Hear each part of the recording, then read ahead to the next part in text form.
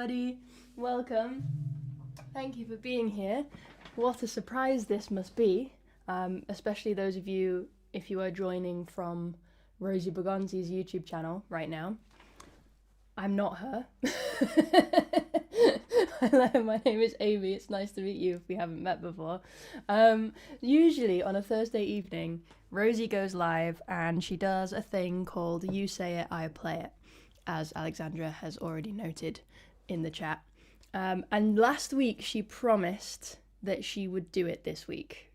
We were there together last week, and at the end of the session she said, see you next Thursday. Then she got invited to a party.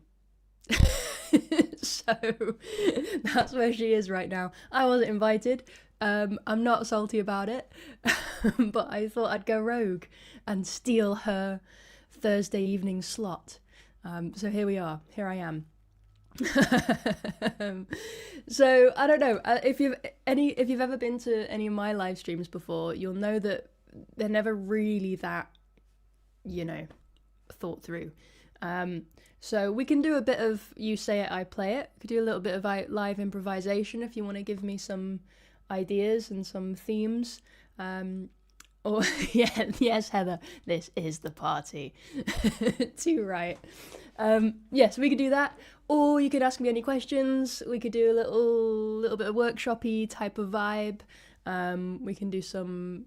Yeah, I can break stuff down for you if you wanted to, if there's any tutorials you had questions about. I don't know if you've seen, Rosie's just released a video doing a breakdown of some of the submissions for her monthly challenge. This month she's doing, or every month, she's doing a covers challenge where people are making their own covers and sending them in. And she has just recorded and uploaded the reviews, if you like, of some of the people's submissions. So if you haven't checked that out yet, do go over after this stream and check that out as well. And if you're here on my channel, if you're here on Amy Naylor, Handpan Connect, go to Rosie's, watch it on hers. Why not? She hasn't been that active on YouTube lately, so it'd be nice to give her some, good vibes, boost the algorithm a little bit. I'm not that bothered. I wasn't going to go live anyway, so I'm not bothered. Anyway, cool. Hello, thank you. Yes. So yeah, if you have any questions, anything you'd like to learn, anything you'd like to do, then let's dive in. All right, we've got one. I have a question. Let's tidy together. I like that name. That's great.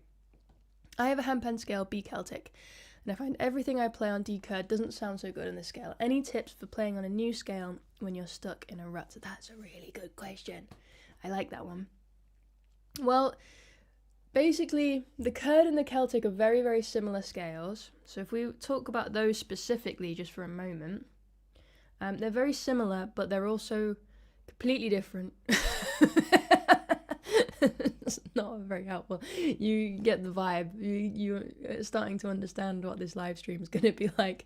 They're completely the same, but they're completely different. This is a soft drink. Actually, I'm not sure that it is, because I just bought this a minute ago. Well, when I went to the shop, and I got ID'd for it. So I don't really know what it is. But it looks like a health drink to me. Magnesium, lion's mane, lemon balm, chamomile. I don't think it's booze. Anyway. So, yeah. So, the curd and the Celtic, the reason everything sounds suddenly really tricky is because they're flipped.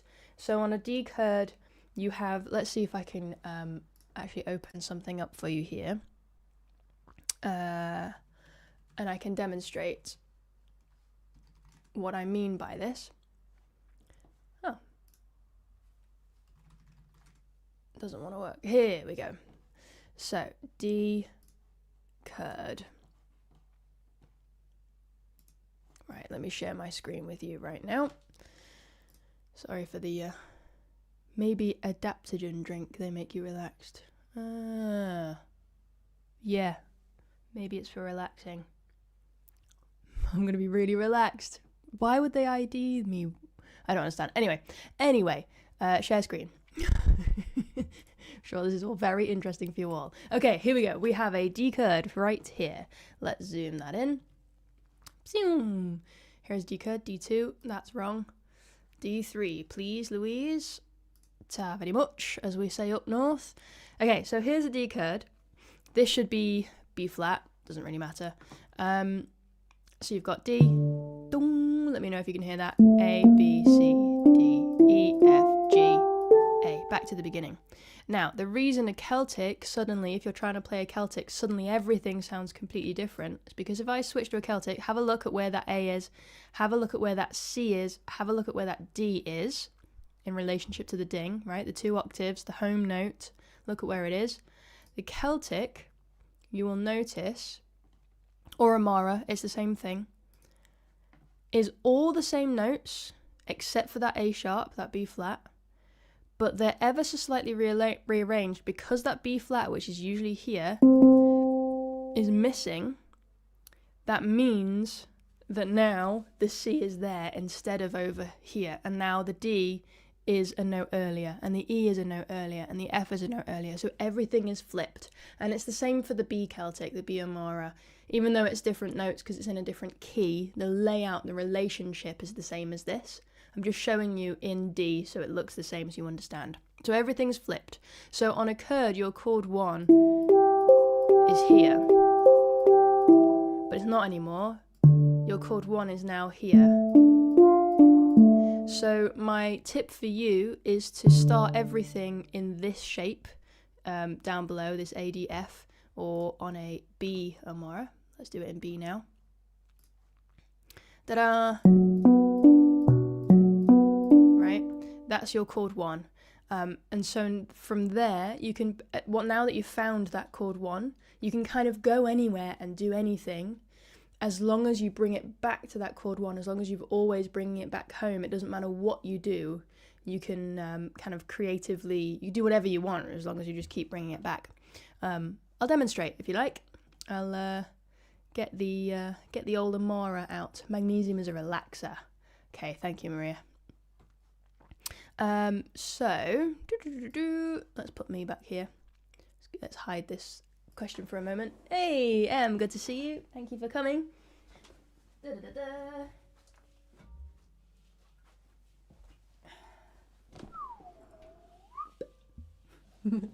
is my wonderful Amara 20 from Ayasa Instruments. Let's shed some light on this situation.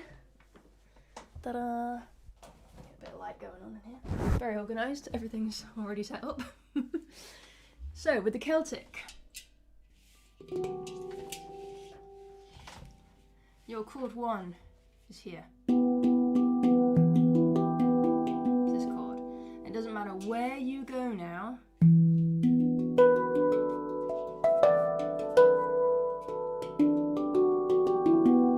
As long as you bring it back to these 3 notes, you're grand.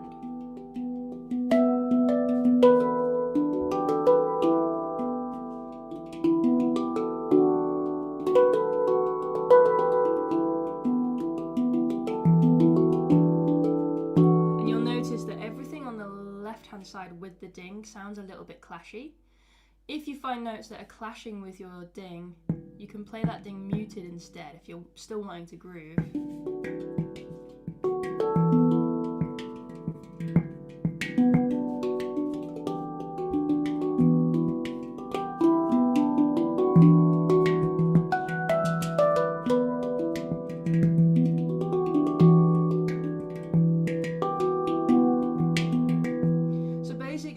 My main tip for you is, with any scale, if you're starting with a new scale, is to find your home chord. And you'll see that website that I was just on. It's called Handpan with 1 N. Handpan.com. You can put your scale in there and figure out what chords you've got. Find the chord that is in the same name or has got the same letter as your handpan is named after.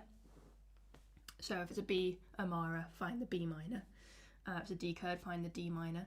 If it's an E sub I, find the E major, and so on and so forth. Find that home chord, and if you don't learn anything else, just learn what that home chord is. And then it doesn't matter what you do, as long as you somehow find your way back there, then it's going to sound good. basically.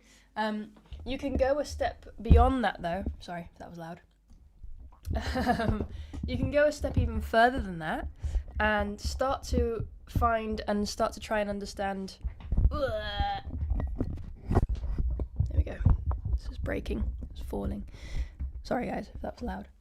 You can go a step further than that. Once you've got your home chord, then start to see what other chords you've got. And many of you will probably have already memorized your chord names. So you know if you play a D chord, you've got an F major, you've got a C major, you've got an A minor, blah, blah, blah. You might know your chord names, but what I encourage you to do next is start to learn the relationship that those chords have with each other. Give those chords numbers. Again, if you're Rosie Bergonzi fans, if you're on her channel, you might already know this. On her website, handpanchordbook.com. In fact, I can show you. I want to get a bit more light even. Whee! That made all the difference. She has this amazing resource where Handpan Chord Book, where she here we are. Shop. Here we go. Panscript worksheets. She has these little worksheets that you can buy and print off, and you can fill them in yourself. And what it does, if you write in here, you see these numbers here. Let me zoom into this. You see the little number system here. So if you've got a D chord, your handpan is in D minor, right? So your first note is D, and then you go up the alphabet from there. If you've got a D Amara, you'll have a B flat missing. Still put it in there though, because this is about the minor scale, not just your handpan scale, but the musical scale. So put all 7 letters from A to G somewhere in this, and whatever your handpan is named after, usually, some handpans are a little bit different, you're going to put that letter in number 1. So E sub I, put E first. D chord, put D first, and so on and so forth. From there, now it's a little cheat sheet. Chord 1, something minor, is 1, 3, 5. So it's going to be D, not E, F, not G, A, right? D, F, A. And you can start to fill them in, and you can number your chords. And the reason why it's so helpful to number your chords is because then you can start to understand the relationship that these chords have with each other. So, for instance, in a D chord, D is your chord 1, because that's the chord that the pan is named after. That's your home chord.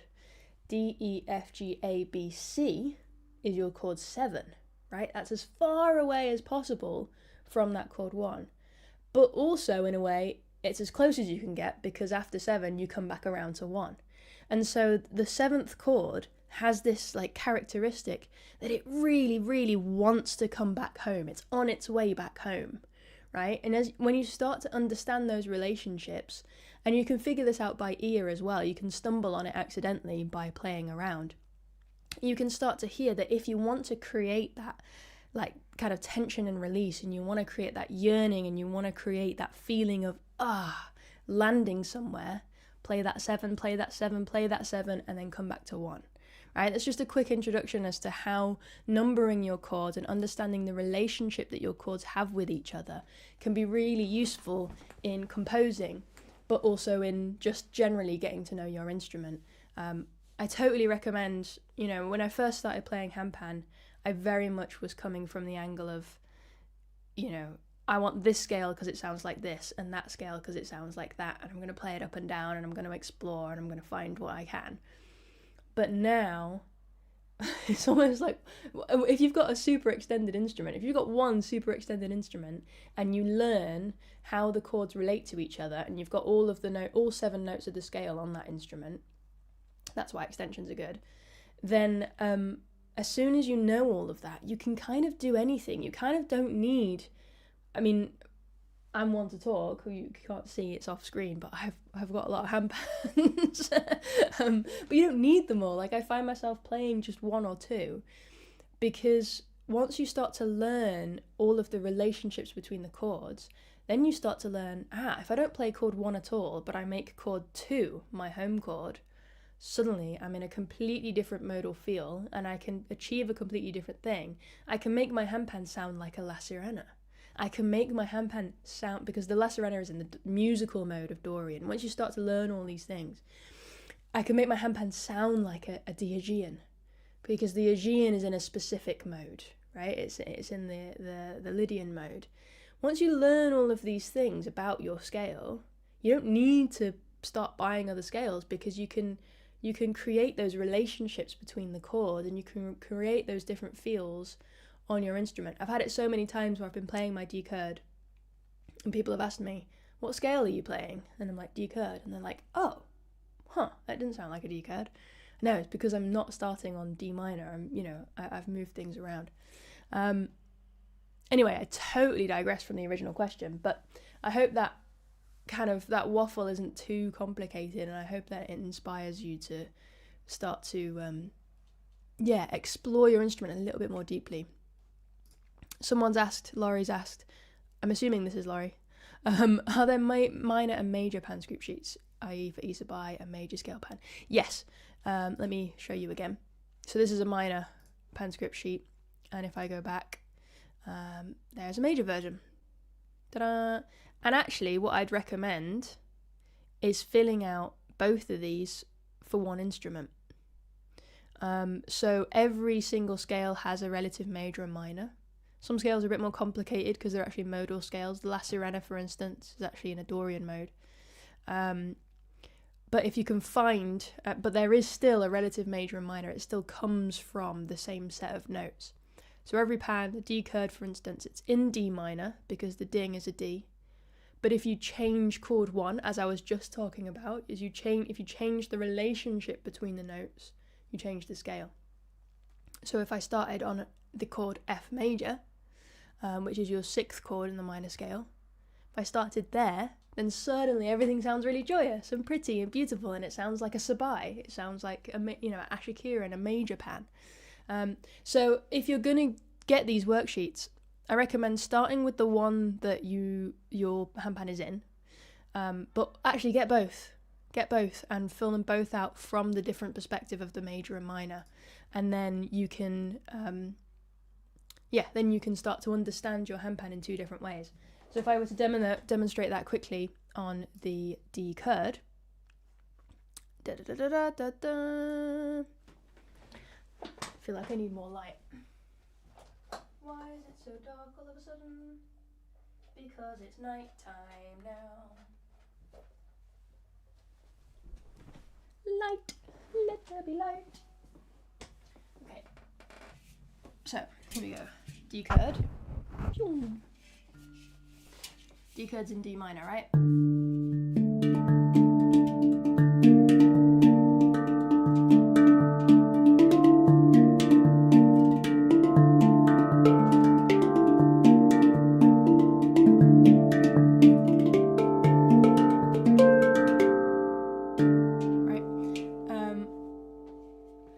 Yes, Laurie is excellent. So that's the standard D chord sound, especially this A to B flat feel. Some of you might notice this as the OG Hang Massive song. And this is what everything sounded like back in the day.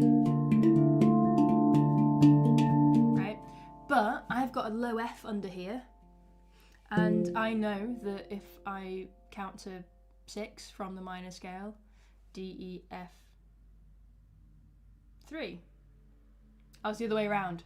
On the major scale, it's chord 6. On the minor scale, it's chord 3.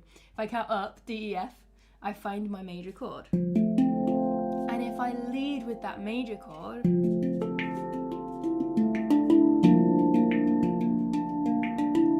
I'm moving to the same second chord. I was doing D minor and B flat major earlier. Now if I do F major and B flat major,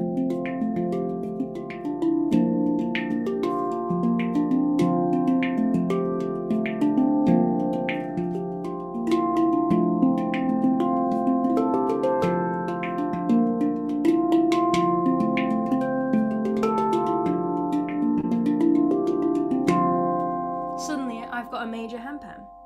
If I start from G minor, so if I'm imagining that my handpan is a major scale now, F, and I start counting up the scale from F, the second one is G. The second mode of the major scale is that Dorian mode, that La Sirena feel, that handpan scale, that wonderful, warm, bluesy, jazzy handpan scale that we all love so much. You can access that on your D chord.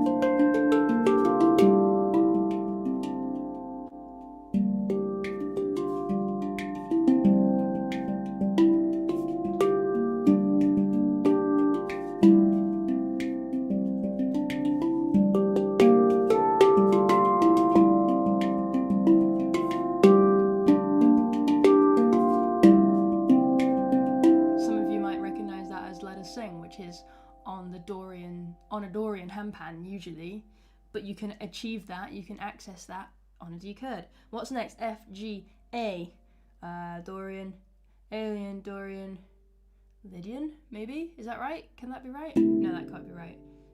Don't know. Let's find out.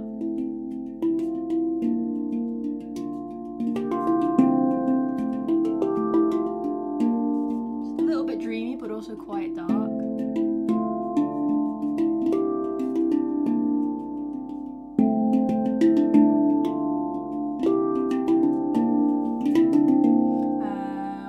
B flat. If I start from the B flat, then I've got the Lydian, I think.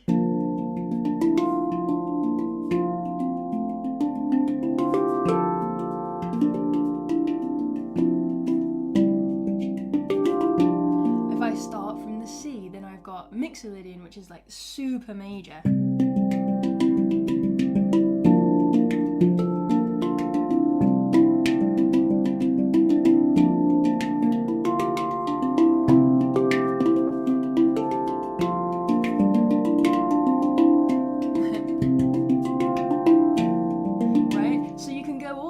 Alphabet according to whatever notes you've got, and you can access all of these different feels on a single handpan, and then you kind of eliminate the need of all these different handpans. And yet I hear you scream, why do you have so many instruments then, Amy, if there's no need for it? I don't know, it's just nice, isn't it? When you've got different layouts, it inspires different things, you know, and it makes you play in different ways, so it kind of still is nice, but it's unnecessary. It's completely unnecessary. Yeah, a D chord 10 can totally do this. It's a little bit trickier because obviously I'm depending on deep notes to really root some of those chords. Like when I just played in C major there, C Mixolydian, I have a low C on there so I can really root it. But I don't need it. It's not completely necessary as long as you find the note on the top. If you don't have the note on the top of your scale that you're trying to root it in, you're trying to kind of create that modal feel, it won't work. So if you've got a D Celtic, for instance, and you're trying to play in B flat Lydian, that's going to be really difficult because there's no B flat on that scale. You can't do it. But if you have a D chord 10 and you're trying to play an F, you do have an F. It's very high up, so it's not as grounding, but it's there, so you can still do it. And you've got the rest of the F major chord as well. You can rely on the full chord, so it is possible. You could do more with the extensions, but you can absolutely, as long as you're creative and you're clever with it, and you know, if I were to, let's play an F major. Sorry, I just forgot where I'd put the handpan. I'm like, am I gonna break it? Let's pretend I've got a D chord 10 and I want to play an F major. I'm going to rely on this note.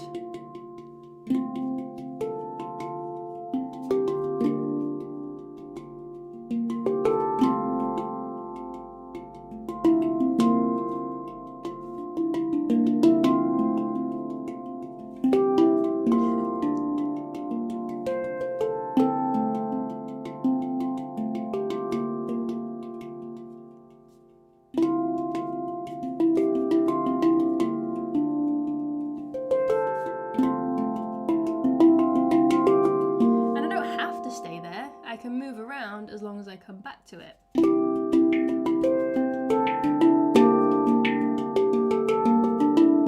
There it is.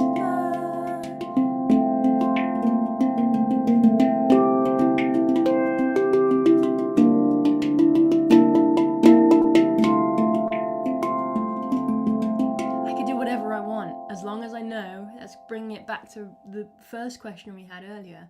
As long as I bring it back to that note 1, that home note, which in this case is F, or that home chord, which is in this case is F, that's how you can make it land. You can go wherever you want, as long as you know how to bring it back there.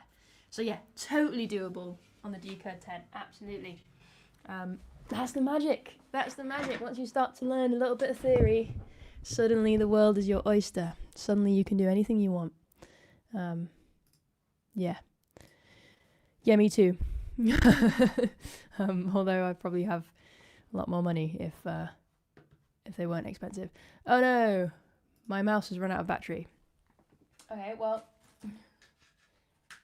this comment is just going to have to be here for a bit while I charge my mouse. Cardano says, never imagined Handpan can sound so good. Yes, it can sound so good if you just put that little bit of extra time into the boring stuff. If you just buy those worksheets. And you know what? I think we secretly love a good worksheet now and then. Don't you miss school? Don't you miss the good old days of worksheets? No, just me. Get the worksheets and just put that little bit of extra time in, that half an hour of figuring it out. Okay, this really does need charging. I really wish I could take this comment away and then I'll just play some Handpan while I charge my mouse. But it's trapped. No, everyone's saying no. Yeah, well, it's worth it. I promise it's worth it. Oh, here we go. Yes. I promise you that little bit of extra time is so worth it. All right. I'm going to play a little bit of music. Ask me your questions. I'm going to let my mouse charge because it's died on me, which is awkward. Me and you, and Rosie as well, actually. She loves it more than me. That's why she made worksheets. She loves worksheets. She loves a bit of organised fun. Let's get the Hangout, shall we? It's so good. Good, yes, Laurie. You do want to learn music theory. Love it. Let's put some of these pans away. Goodness. Handpans everywhere. It's outrageous. See, all this talk about notes, all these notes, this is all you need. These are all the notes you need.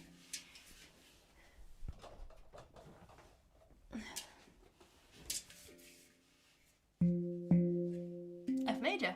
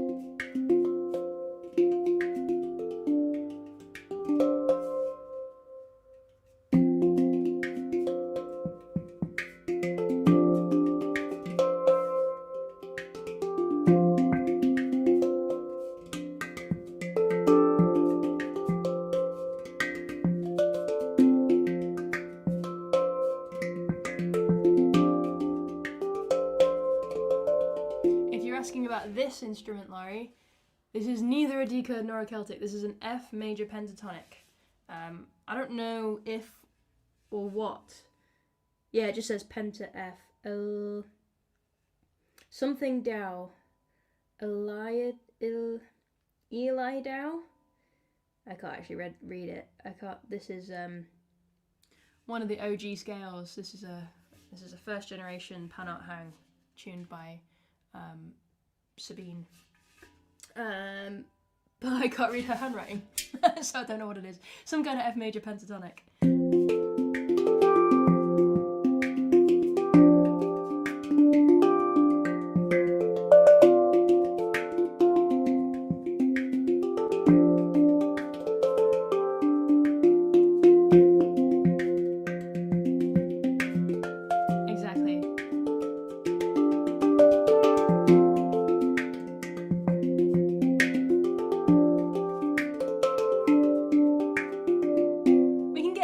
Clash. There we go. Bit of clash there for you.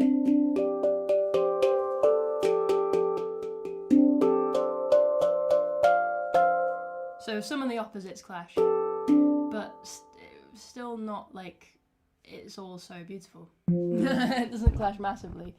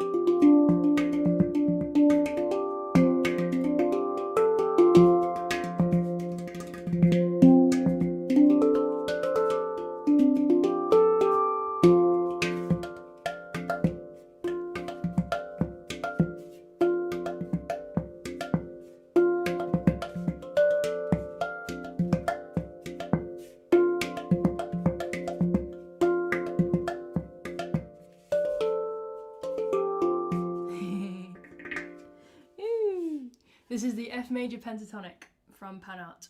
This is one of the original hangs, and I love it. And it's a shame that they're doing the things that they're doing because their instruments are amazing. They're so good. They're so good. So good. And little. I love the smaller side.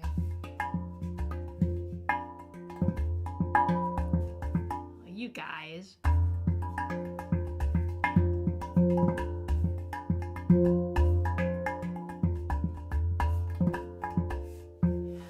Thank you for all the lovely comments while I was playing there. That was very joyful for me to read while I played. It was like a little love shower happening while I was playing there. That was very kind. Thank you, everybody. Okay, let's see if this mouse works. I'm going to scroll up and see if I can find any questions that came up. Hey, Esther's here. Welcome. You're not late. I'm late. I don't know how long I'm hanging out. Maybe for a little while. I might pop and see the sunset when it comes. That's very kind. You're very kind. Everybody's very kind. Thank you, everybody. Yeah, F major pentatonic. The reason I love that scale so much, and I was looking for it well, no, I wasn't. It was just kind of on my wish list. I've never really had a handpan wish list, except I have always had a handpan wish list. When I first started looking at handpans years ago, maybe like 15 years ago or something, I came across a video of a guy called Daniel Waples busking in a city called Lincoln, which was not too far away from where I was living, where I grew up. I was like, oh my god, I know that street. That's Steep Hill. That's like Lincoln High Street. That's crazy. What is this instrument? I need one. And I got really into it, and the instruments at the time were selling for an outrageous amount of money. And there was the hangs and the halos. So the hangs in Switzerland and the halo in California in the US. And the waiting list was really long, and you had to write a letter to the people who were making the hang, and then maybe they would let you buy, and it was like a whole process. So I figured that I would never have one ever, and I'd kind of made peace with that, but I was just still obsessed with it, and I was watching loads of videos, and I came across this video of Lior Shuv, and her music is amazing. If you haven't come across her, she does loads of other stuff as well. She's a great percussionist. She's a clown. She's just great. She does really cool stuff. And there was this one video of her in the streets somewhere in France, I think, banging the hell out of this handpan and singing at the top of her voice with this huge smile. And she's singing in, complete gobbledygook. She's just making it up. And it's beautiful. And there's just all these people are just really entranced by her, and it's filmed by a stranger. And the energy from that video was just amazing, and it was on that scale. And I've been really curious about it and just really in love with it since I saw that video, and I think I'd shared it on Facebook or something, and then now every year it pops up again in my memories. I'm like, oh, this video is so good. And then it just so happened last year that someone in Bristol, I was living in Bristol at the time, it popped up on the Handpan marketplace. He was like, I'm selling this. I was the original owner. I've had it for like 20 years and it's been living in the attic and I want it gone. And it's an F major pentatonic. And at the time I was trying to sell handpans, get rid of handpans, make my collection smaller so that I could move here to London. And I thought about it for weeks and it didn't get sold. I kind of forgot for a little bit, and then I was like, oh, I really wanted that hang, actually. I bet it's gone now. And I checked in, and it wasn't gone. And he was only a 10-minute drive away, and I went and picked it up. And now it's mine. It's not the same instrument as hers, but it's the same scale. And it just makes, every time I play it, I feel like I'm channeling that, like, joyous, childlike, gleeful, unapologetic energy that she has. Yeah, she's a big inspiration. I feel like I get her, Yeah.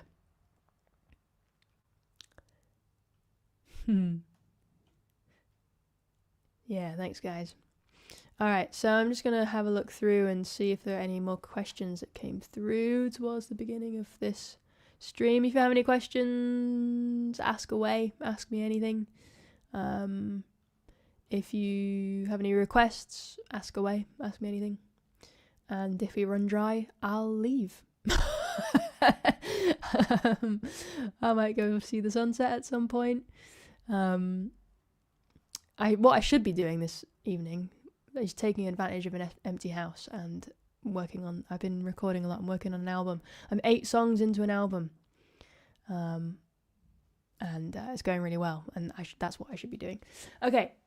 Lynn says, how often should you retune your handpan? My handpan is a Meridian and I've had it for 4 years. I only play it as a hobby and make up little tunes for fun. Cute. So Duncan, I can answer specifically for this handpan. Duncan recommends after buying the instrument that you take it in after about 1.5 years, just to check up on the tuning, because it can, as the metal settles after, that's fun to say, after it's been through the whole heating and tuning process, it can sometimes just drift a little bit. So he recommends taking it in just to have a look, and that's free. I think he basically will do free retunes for like 5 years or so. So I wouldn't worry about that. So if you do want to take it in, you can. But if it doesn't feel out of tune, it probably isn't. I very rarely get mine retuned. I've had one retuned a couple of times just because I was traveling with it and it was unhappy. The ding was unhappy. You know, usually it's specific incidents that knock your pan out of tune. They can gently drift over time, but if you're just pootling, if you're just kind of playing little tunes and you're not hitting it hard and it's not, you know, it's living somewhere safe, it's not getting battered about, it's probably fine. It'll be fine for years and years and years and years and years. If it's a good quality handpan, it won't go out unless you've been playing it loads, because, you know, your strikes are little hand hammers. You're hammering it, basically. You're basically tuning it as you play, you know. Only if you're hitting it hard. Or if something happens, then it'll need a retune. But generally they're absolutely fine. Most of mine have never had a touch-up. And I've been playing for 10 years. So there we go. Bringing it back to Handpan, Nathan says, Handpan size cool, but not sure how to read and understand the actual chords and triads. Let's bring it back up. Or not. My keyboard. Handpan. So. Here we are. I would generally ignore the colours. It's just highlighting the notes available in the chord. Let's see. Yeah, the only thing to note is that when it does bring up the chord for you, there's one note in a different colour, slightly different, greeny, tealy, bluey thing. That's just the home note of that chord. That's the note that chord is named after. So this is a D major, the D is blue so that you know that that's the main note of that chord. A major, the A is highlighted so you know that's the main chord. Same with this one, B and F sharp. So basically when you're playing your chords, you can choose any of the notes that you want to play when you're playing stuff. But this highlighted note, the note that the chord is named after, that's the most important note. So if you don't start with that note, bring it in at least. But generally, if I'm playing, you know, different variations or versions of chords, or I'm only playing 2 notes of a chord or whatever, I always try and make one of those notes the root, which is the chord, the note that the chord is named after. That's all that's telling you. And yeah, I would just go through and have a little play. It is good, but it's not fully comprehensive because it only really gives you the chords that you've got every single note for. It doesn't give you much else. What is comprehensive is these. These are loads better. Go on. Hey, there we go. Rosie's playing cards. They're just so good. And I'm not just saying that because, I mean, I am totally biased. Completely. But I just think they're brilliant. And they're really good, kind of quick, because it gives you the visual and it takes away all of the other notes on the visual. So you can look at it and straight away have an idea of the shape that you're trying to play. It's like, oh, I don't play the note in front of me, you know, right at my belly button. I'm playing the notes either side. That's really obvious to me. It just makes total sense. And then as we talked about before, you've got the little cheat sheet. If you look at the bottom, this one, actually that one's a bit dodgy. These are These are not the final product. These are the old thingy ones. If you look 1, 3, 5, D, F, A, chord 1, D minor. The good thing about this is you've got the really easy visual, so you can ignore all of the information on the card and just play the picture and you make something nice. Or you can actually also look at the information on the card and start to learn the chord numbers, start to learn the relationship between the chords that you pull out of the pack and how they relate to each other.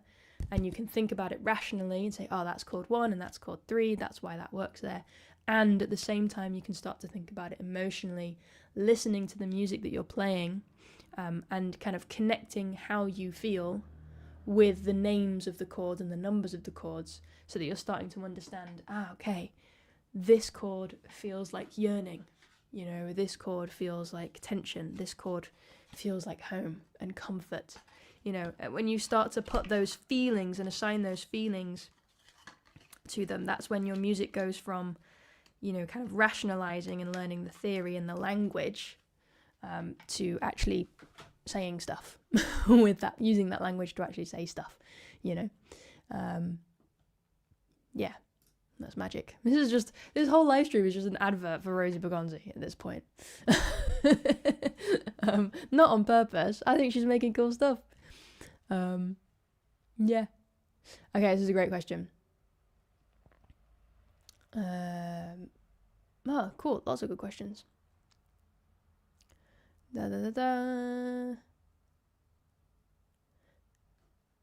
Nice. Maybe when I've finished, everyone go to Phil's channel. He's going to go live after me. Right, Phil? Let's tidy together. Ask, should we be wiping down our handpan every time we play? It's exactly the kind of question that I expect someone with the name Let's Tidy Together to ask. Probably, yes, you should. I don't. Don't tell any of my handpan makers that I said that. But yeah, probably. If you just have a microfiber cloth handy and just give it a quick once over, you don't have to be really meticulous about it. I've had students in classes before who, in between playing, while I'm talking about the next step in, whatever we're learning, they're getting their cloth out and they're wiping it down. You don't need to be doing it, while you're still playing or whatever. But it's probably a good practice, good habit to get into, to give it a once over, especially as well if you give your handpan to other people and it's other hands are touching it. Everybody's got different sweat, I guess. Or, for instance, I've just been eating Pringles before I came onto this live stream, so there's going to be Pringle dust all over my handpans.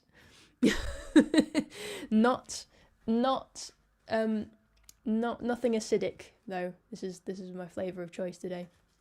XL. Oh yeah. I haven't eaten Pringles for a really long time and I had a craving, and they're really good. They're very Moorish. Don't buy them because you will eat a whole pack. So yeah, probably it's a good habit to get into, but no, it's not a massive deal. It's usually fine. Sorry for the sirens. When you are in a chair, how do you keep your handpan in your lap without it shifting and falling? I have my chair at the lowest setting possible. I've got an office chair here that can get really low, and that means so that I can have my legs horizontal to the floor so that they're not angled so it doesn't slip.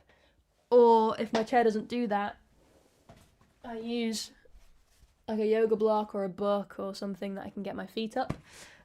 Or I think I have one somewhere. Hold that thought.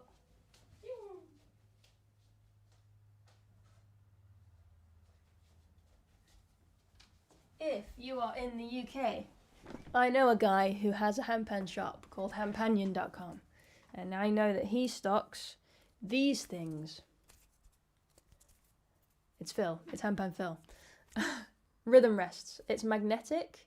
You attach it around your goo on the bottom of your instrument, and it's this like kind of coarse fabric, and it stops the pan from slipping. And they really work, and they don't really alter the sound. I genuinely really like them, and I've been meaning to get myself a set, but Rosie already has some, so don't need it. It's great living with a handpan player. Yeah, these are really good. Rhythm rests, and I think it's maybe Phil can correct me on this. I think it's a guy in America who makes these. Alternatively, I know a lot of people will put something on their lap instead of on the handpan, like some like non-slip stuff. I have where is it? I use, don't know where it is. But you know that stuff you can get for like shelving? It's like like this kind of thing. This kind of stuff that you can put on shelves to stop stuff slipping. You can cut that up and put it on your lap, and that'll stop your handpan from running away from you. There's loads of ways you can do it.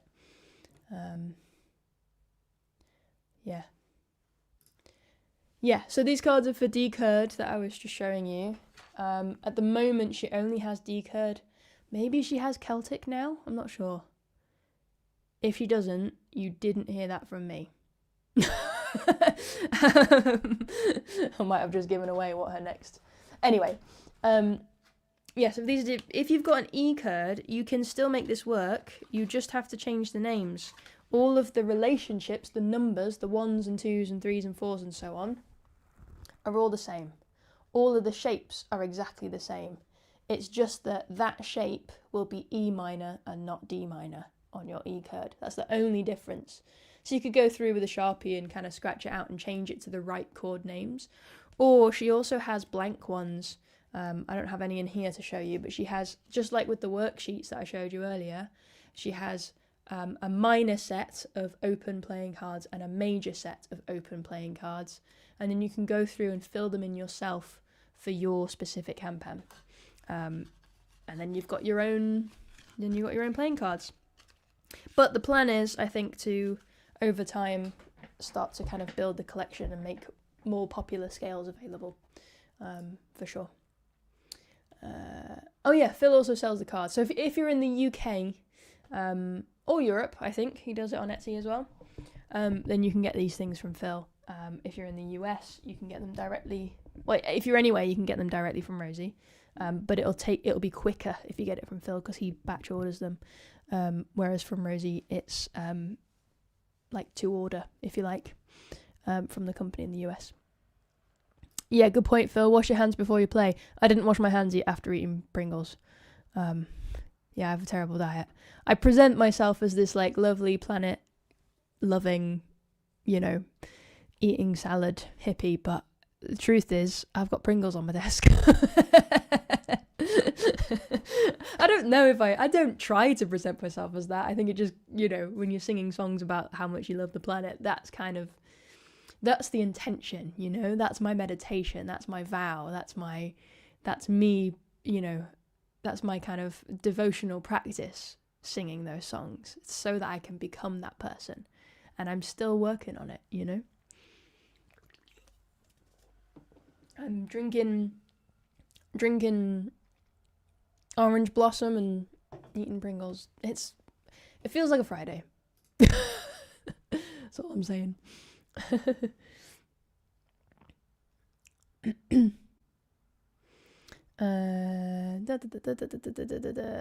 Yeah, multi-purpose yoga blocks. That's pretty much all I use yoga blocks for. I barely even do yoga. People love the rhythm rests. Nice. Yeah, silicone mat. Yeah. Oh, the handpan cushion. Oh yeah, who was that? Was that you, Alexandra, who came up with that? Or did you share a video? Someone shared a video of like a cushion that you sit on, and then there's like a block of wood or something that comes out of it and goes into the goo and then holds it in place. That was genius. That was so good. So good. Yeah, you guys have got all the gossip. You guys are helping each other out. This is great. Love to see this in the chat. Yeah, totally. This, but not just in life, in everything in life. Handpan. I'm a handpan hugging hippie. Yeah. Sweet.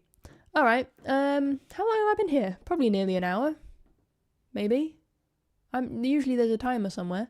Maybe I'll play some more music. Let's do that.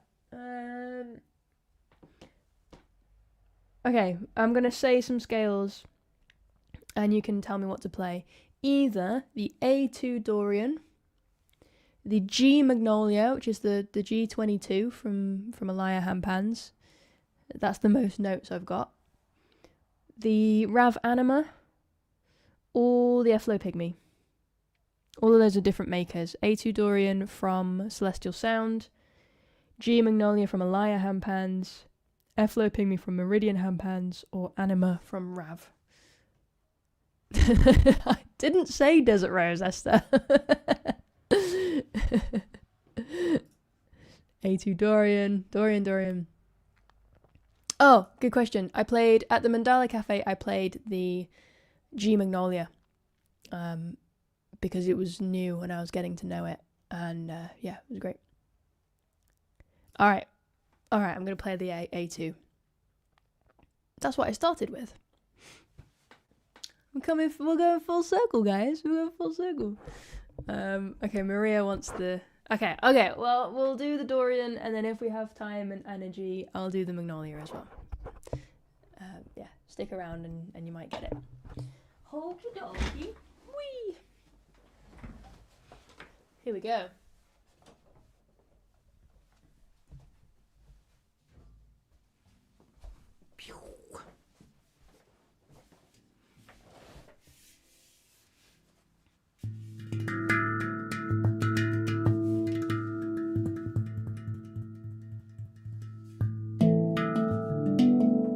My chair is too high. Whee!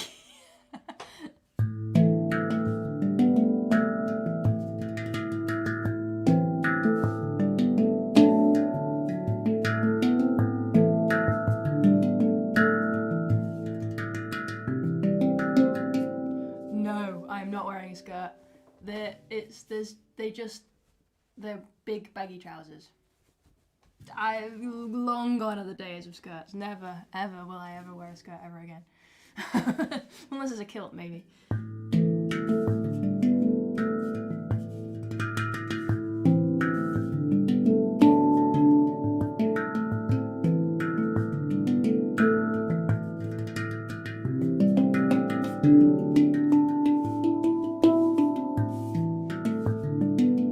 Oh, the socks are great. I'm so easily distracted by you guys. These are good socks. I think these could be the same. They're not the same socks. Rosie and I have... People give us gifts often the same things. We have the same pair of socks. It's Brighton. I don't know if you can see it. I'm not going to be able to... You can't. Anyway, they're just nice blue socks with the Brighton skyline and seagulls on them. There you go. I don't know where I got these trousers. Oh, I do know where I got these trousers from. They were a gift from a friend. I was travelling. I was in the US. And it was around the time I wrote this song, I think, that I'm about to play. I was travelling and I was staying at my friend Kelly Sereni's house. She lives in Richmond, Virginia. And I was there to do a couple of gigs and a workshop. We did a workshop together. It was so much fun. And she had these trousers and she didn't want them anymore, and I needed warm weather trousers because I'd just come from cold weather travelling and I didn't have anything warm. So I got these, and I'm basically wearing that trip at the moment. And then I picked this up from a what do they call charity shops in America? From a thingy store. What do they call that? Not an op shop, that's Australia. What do they call, what do they call it in America? Somewhere in Virginia, in the middle of nowhere, near a mining town, I picked up this thrift store. Thank you, Denise. From a thrift store. I got it from a thrift shop. Anyway, this is the A2 Cleaner. Her name is Cleaner. It's a Dorian mode from Celestial Sound. This scale layout I designed myself. Together with Tim, we kind of did it together. I had a part in making this. I'm editing a video about it at the moment. That'll come out in a few weeks, hopefully. Anyway. Oh, I'll charge my thing while I do this. This is... I bet you guys can't wait for Rosie to come back. She's so organised in her live streams. I'm so chaotic. I answer your questions as they pop up and then stop playing and...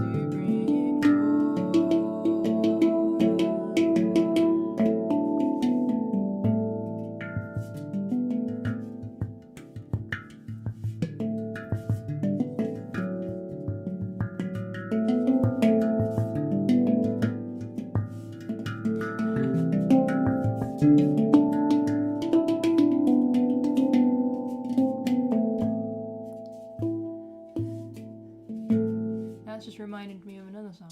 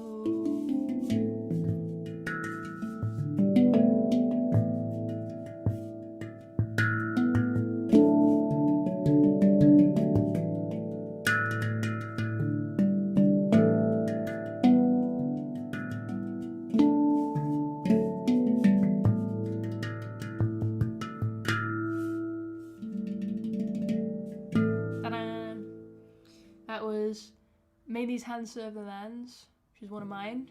I originally wrote that just on frame drum. It's the opener on my 2023 album, The Earth Teaches. So yeah, if you want to hear a version of that without Handpan, that's there. You can find that on my on the Earth Teaches album,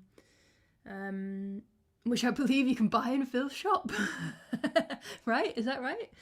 And then the second song that I sang very poorly is called, I don't remember what it's called, but I found it in a book. There's this really great book. It's for children, but I bought it for my nephew and I kept it. But now it lives with my friend's son. And it's this amazing, huge, like coffee table book that it kind of goes through the year. It's all the seasons, all the festivals on the pagan calendar.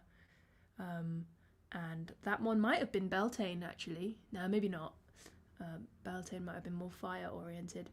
Happy Beltane, by the way, for tomorrow. Happy May Day.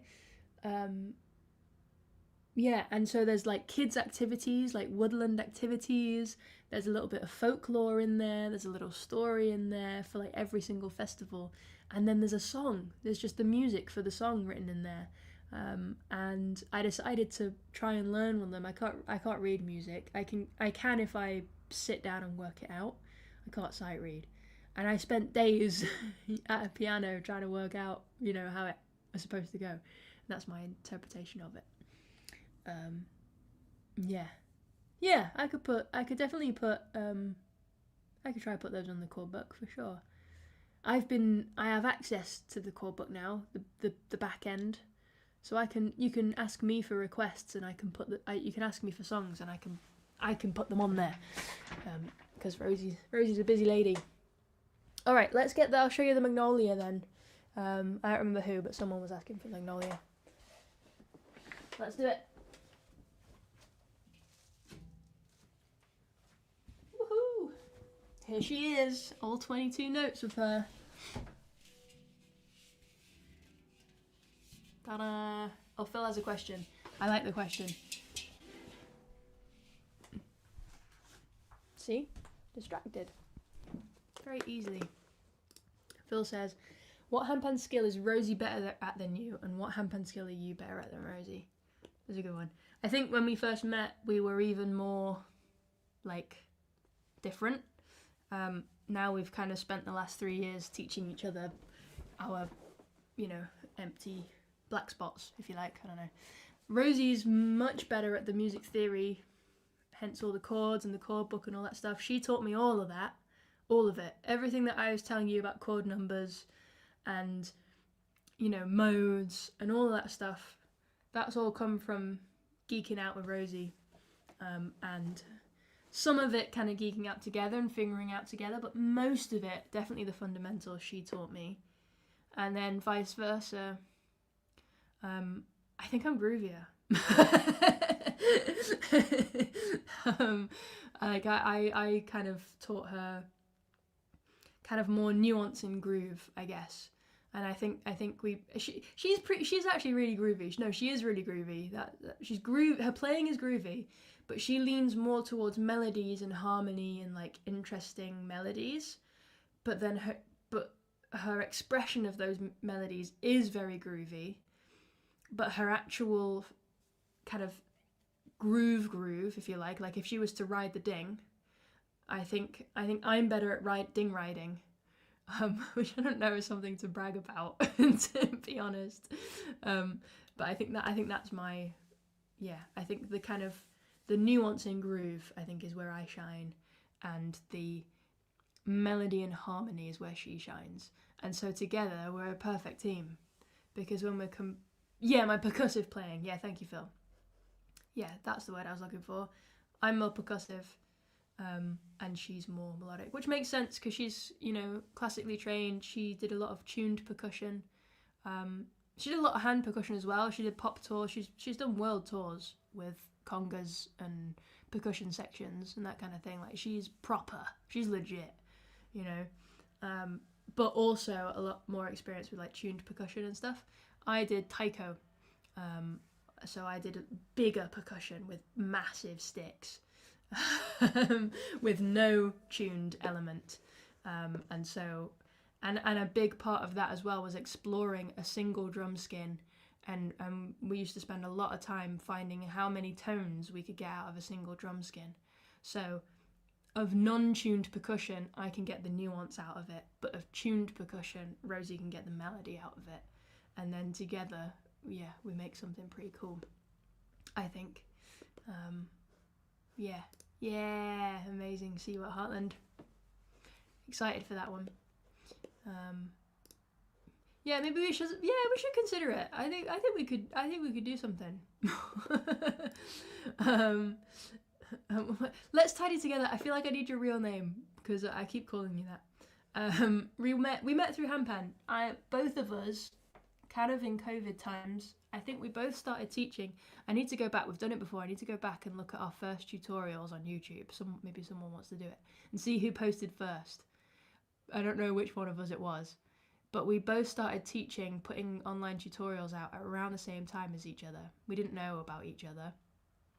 And then it's kind of a sad story. It's kind of a nice story. We started making tutorials. We started sharing them. Christine! Hello, Christine. And I started a weekly Zoom class on a Sunday evening because it was COVID, because we were all in lockdown. I was living back at my parents' house. I had no money.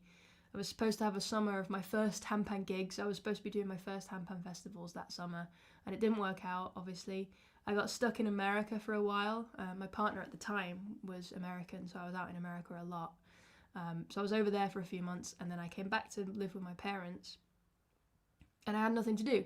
So I started these handpan classes on Zoom, and in order to advertise them, I decided to make a couple of tutorials for YouTube, share them so people could see, because no one knew who I was yet.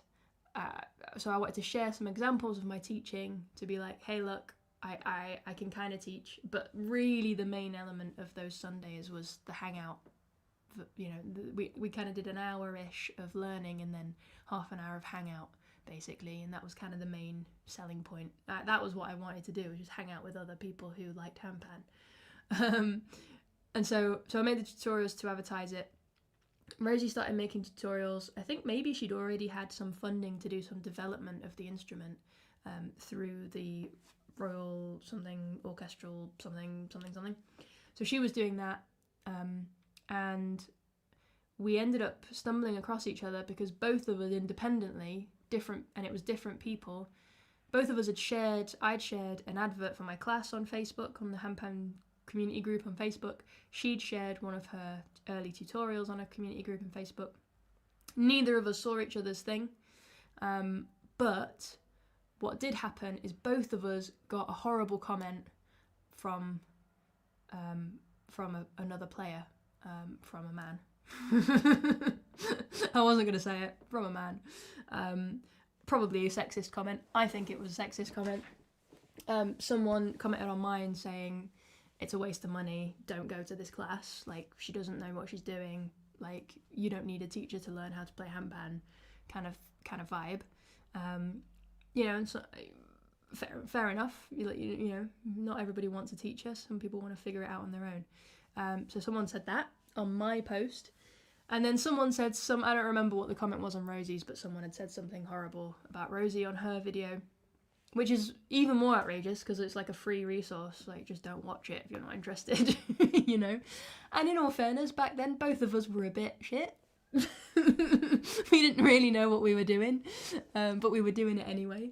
But luckily, thankfully, a friend, someone who became a good friend of both of ours, Samantha Archer of Archer and Trip. If you haven't checked out the handpan duo Archer and Trip, do it now. They're incredible. They're really, really dear friends of mine.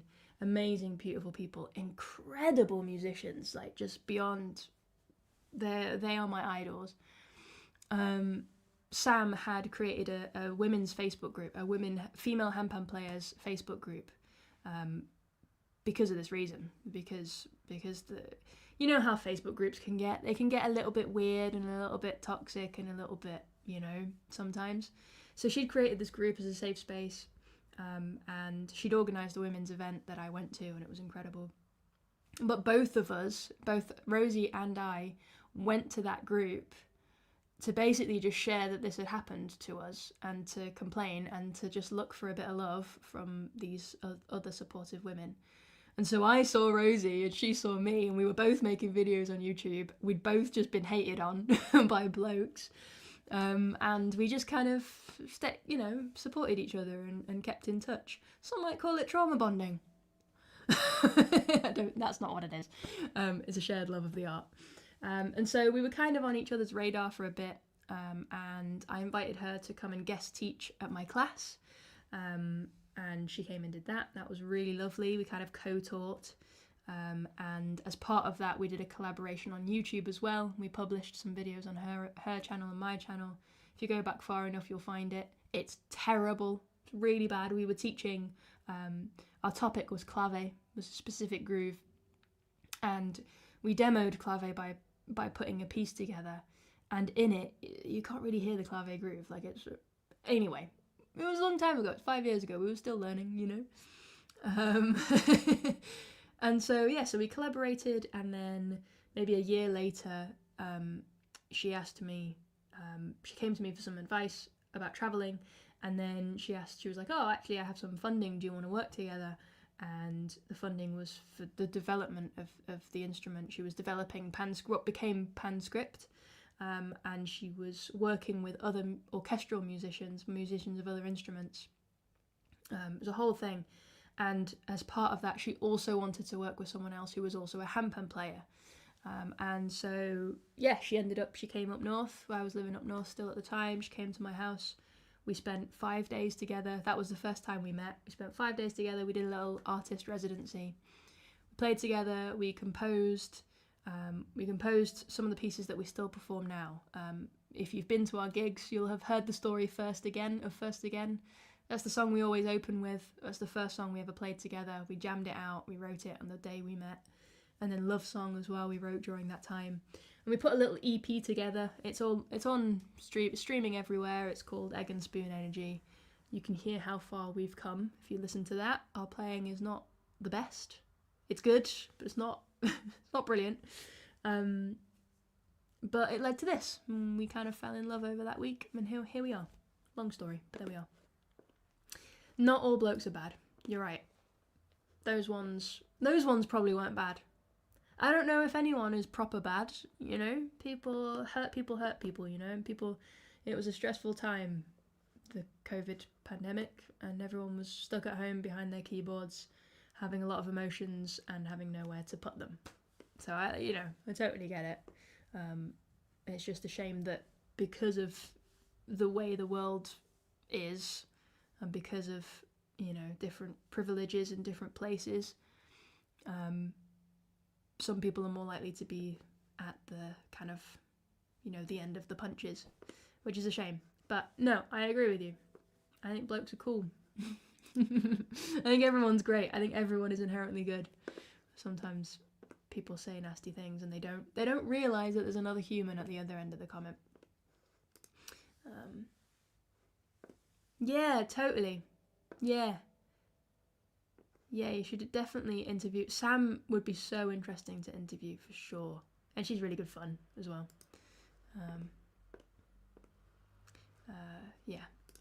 Yeah, there's just many people who don't want people to succeed, It's like it's just really hard thing to swallow if, to see other people achieving what you wish for. But in order to get there yourself, you have to get out of your comfort zone, and getting out of your comfort zone is a terrifying thing. It's a really scary thing. It's easier to just try and bring other people down instead. Esther. Yeah, 5 years. 5 years, here we are, stuck at it. Yeah. Anyway, that's that story. I like our story. It's cute. Now I feel really self-conscious because this is streaming on her channel, that she's going to come back and watch that. Anyway, so as I was saying, G Magnolia, G, 22 notes, absolute beast of a handpan. This is from Mumi and Ale, the team behind Elia Handpans. They've become really good friends of mine. I love them both dearly, and I just love Mumi's passion for building. Her and Tim have a similar energy around building. They're just so like, what's your idea? That's a ridiculous idea. Let's make it work, Yes, Esther, you've played this handpan. You played this handpan before I did. So this is it. Let's see if I can play it all the way through.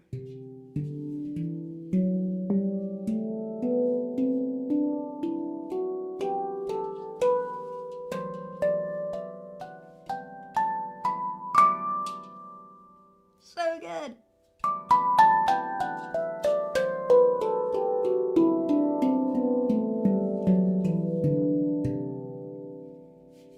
And it wants to play like this.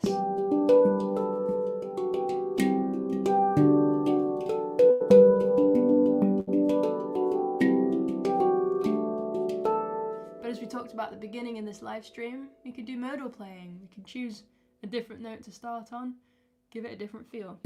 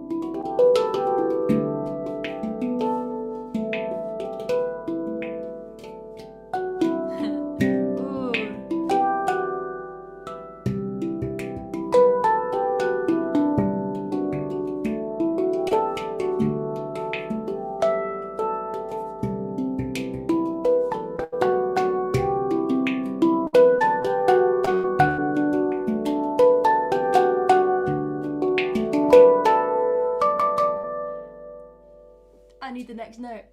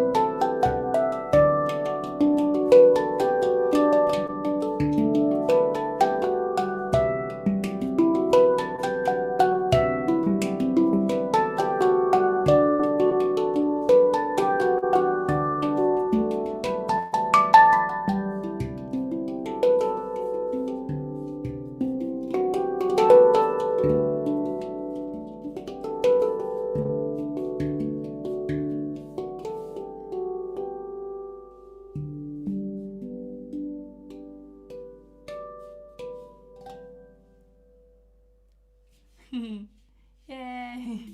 I feel like I found something new and fun there. That was great.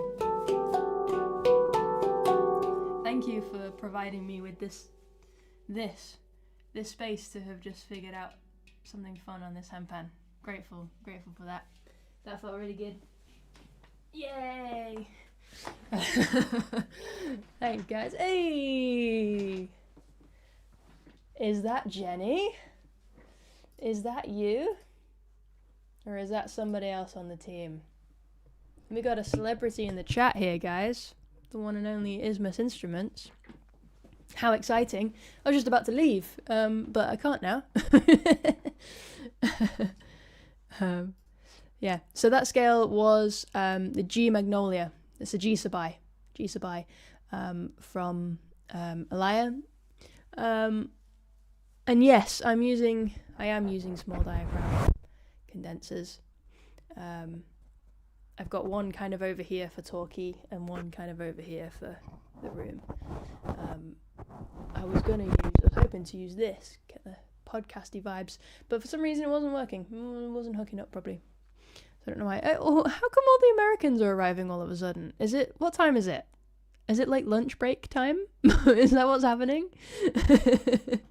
It's that Handpan lady. Hey Debbie, nice to see you. I don't want to leave now because new people are arriving and that feels rude to just go. Thank you, Phil. That's very, very kind of you. I'll tell you what then. The next thing that I was going to do was some mixing on the album. Can I show you all what I've been working on? I don't know why I'm asking. Oh, it's 3:33. It's not lunchtime at all. I guess it's lunchtime in California, but that's neither of you who've just shown up.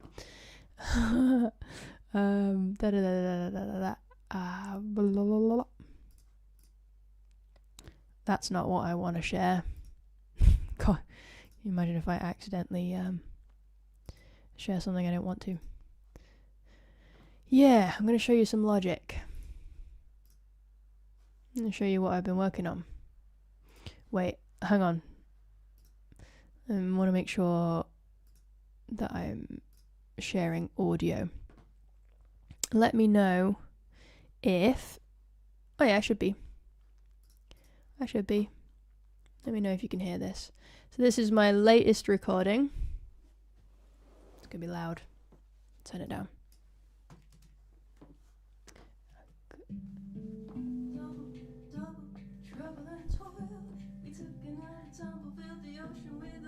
Now the water's on fire. Can you hear this? Let me know if you can hear this.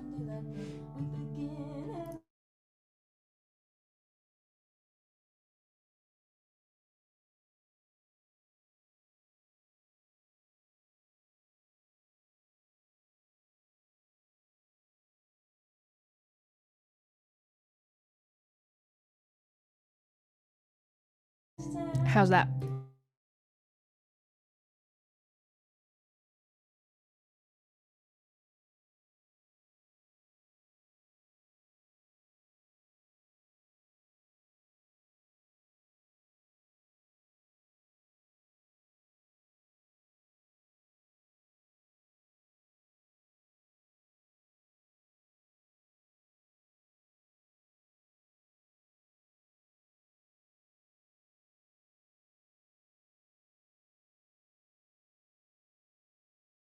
Weird. That means it was coming through my microphone and not through the thing. Why? Tell me why. Tell me why. So you can hear me now, but you couldn't hear. What if I share everything? Also share system audio. What if my output is... Yeah, it should be. Welcome to the my brain isn't working anymore part of the live stream. This is where we're at. Also, my mouse is about to run out of battery, so I might just have to be trapped on live stream because I won't be able to end the stream without being able to. Okay. Whoa! Now I'm showing you everything. Now can you hear it?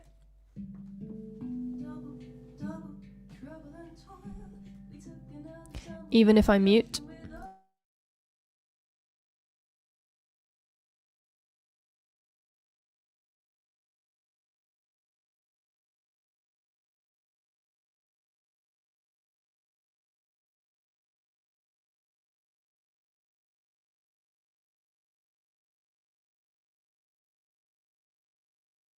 Let me know if that worked. If you mute, it's gone. Weird. But if I... It's still through the mic. Okay.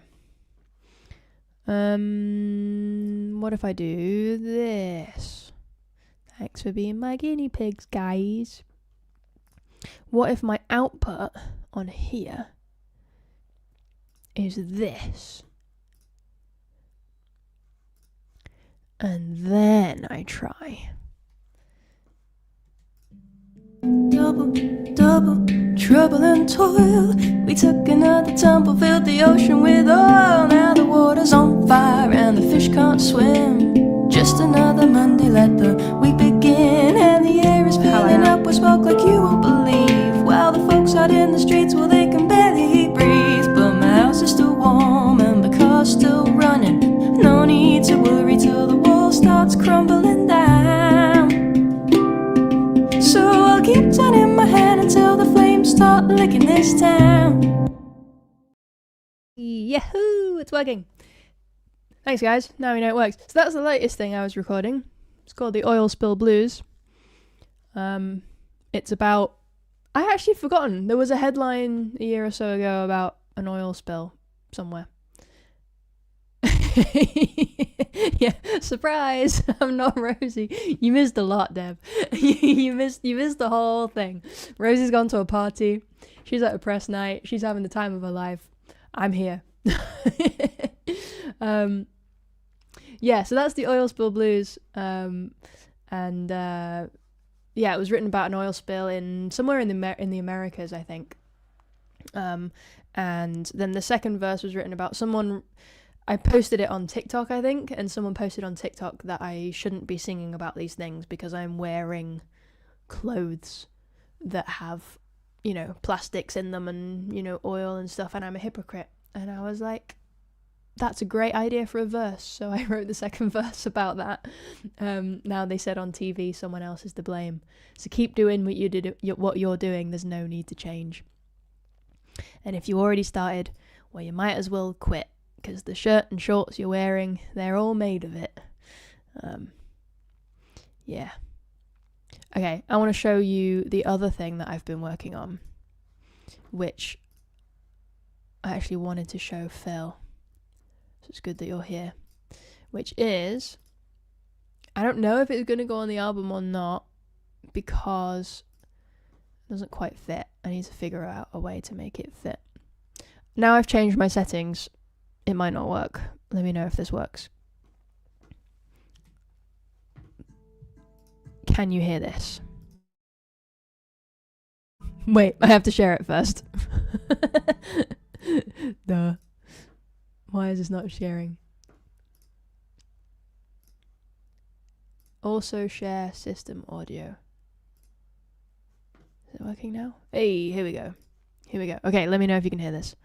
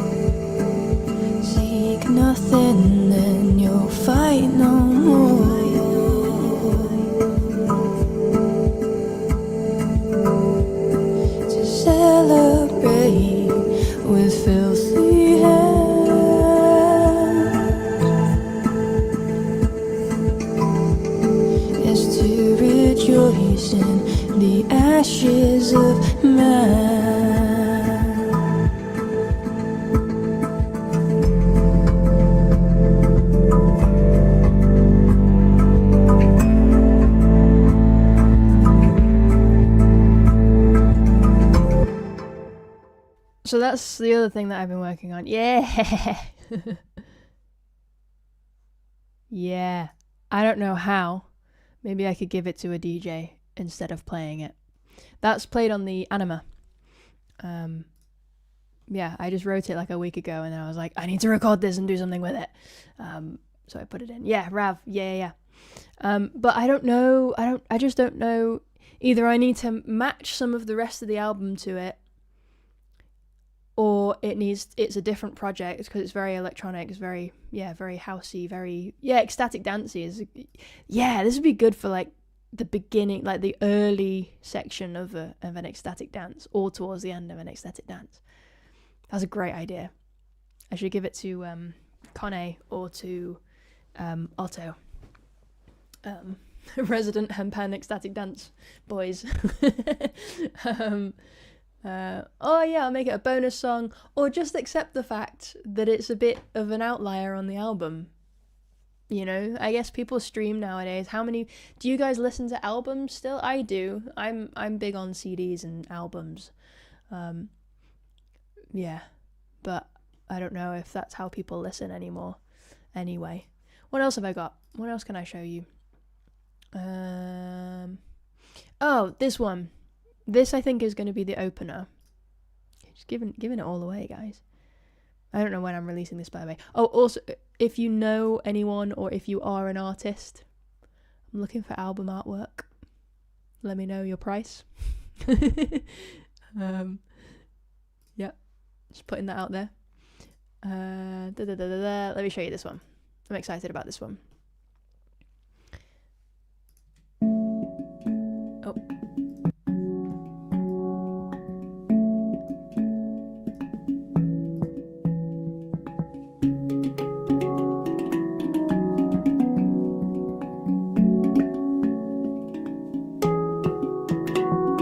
The light in me sees the light in you, and all I wanna be is beating in time with you. The light in me sees the light in you, and all I wanna be is beating in time with you. The light in me sees the light in you. You have to wait for it. And all I wanna be is beating in time with you. The light in me sees the light in you, and all I wanna be is beating in time with you. Namaste, namaste, namaste, namaste, namaste. May your heart be light, peace every step of the way. Namaste, namaste, namaste, namaste, namaste. May your heart be light, peace every step of the way.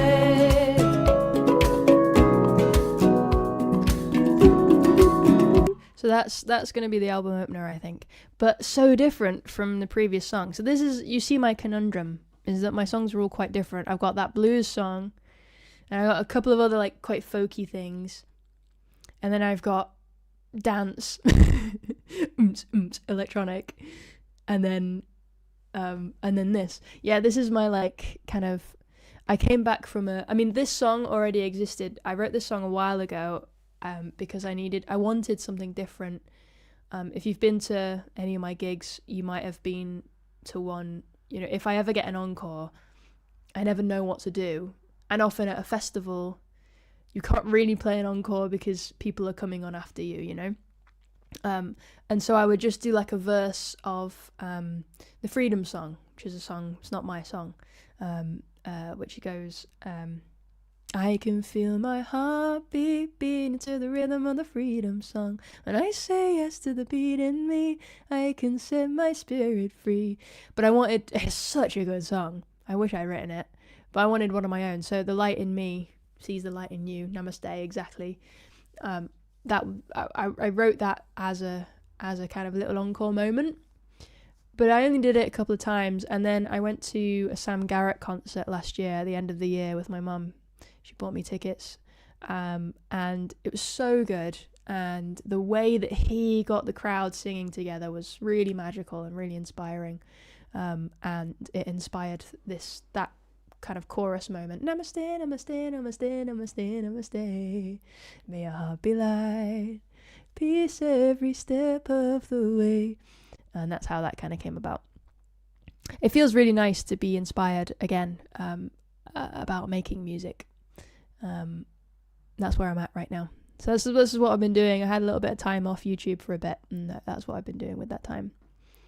And the kind of Latin kind of grooves happening. Dak dak dak dak. That's the clave. That's the clave that I was talking about, that me and Rosie were doing 5 years ago. Just call it an album. Mixed salad. Toss it all in. Yeah, I think I should toss it all in. Put it all in. Anyway, alright, I think... Well, I've missed sunset. I've been here a while. I'm going to go. I think I'm going to go. It's been lovely hanging out with you all. Thank you for being here. This has been nice. Yeah, thanks for the company. I do appreciate it. Let me know if you want to do this again sometime. We should do this again sometime. Let me know. I'd be up for more live streams from some kind of workshopy things, and this has been nice. Just hanging out, getting to know. If a lot of you already are, but if you're not and you want more of this, I know I don't go live very often. I do have a community space. Most of you here are in that. Laurie, Esther, Alexandra, Phil, Denise, Henna. We have a chat where we hang out. It's nice. It's called the Handpan Connect community. We have a lot of fun together. If you want to join us, come and join us. You can find, if you go on my website, amynaylormusic.com, you'll find links to it on there. It'd be nice to have you. Tomorrow is the big day. Tomorrow's the 1st of May. So we have a new calendar page coming out. We also have it's Friday. It's also Friday, so we have a new Friday tutorial coming out. It's the last one of the block of we've been writing, or we've been learning a whole piece together. Tomorrow's the last one, guys. So I expect big things. And I'll be looking for a name for the piece. Happy Beltane, Maria. Happy Beltane indeed. Oh yeah, maybe I should get up for the sunrise tomorrow. So yeah, anyway, thank you all. Much love. It's been lovely to hang out with you. I'm going to go eat Pringles, drink magnesium, I guess. And yeah, chill, go to sleep. Yeah, me too, Esther. I've been really enjoying it. It's been really good. Really glad. I'm really glad that it's resonating. Cool. All right, gang. Wishing you all lots of love. Have a wonderful evening or wonderful day, depending where you are. See you again soon. Maybe see you on Thursday on Rosie's channel, as usual. I don't know what her plans are. But if not, see you all over on mine at some point. Oh, and I just put a new song out on my channel. Go watch it. Oh, and Rosie put out her review video of everybody's submissions, or some people's submissions, to her covers challenge, undercover covers challenge. So go check that as well. Yeah, it's good. Some of you are in it. All right, gang. Much love. See you all soon.